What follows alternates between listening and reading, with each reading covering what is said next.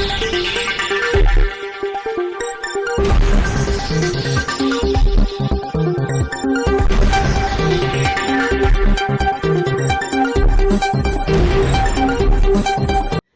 દર્શક મિત્રો, આપ જોઈ રહ્યા છો શિરોડ સમાચાર। વડોદરા શહેર પોલીસે ચેઇન સ્નેચિંગના ગુનાઓમાં સંડોવાયેલા 2 ઇસમોની પાસાધારા હેઠળ અટકાયત કરી રાજકોટ મધ્યસ્થ જેલમાં મોકલી કાયદેસરની કાર્યવાહી હાથ ધરી છે।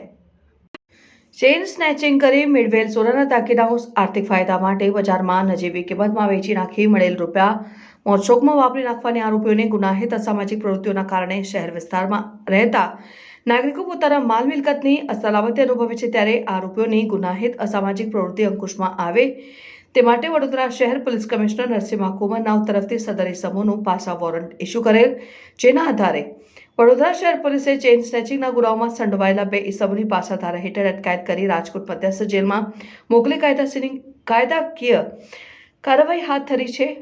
બ્યુરો રિપોર્ટ, સિનોર સમાચાર ન્યૂઝ, સિનોર।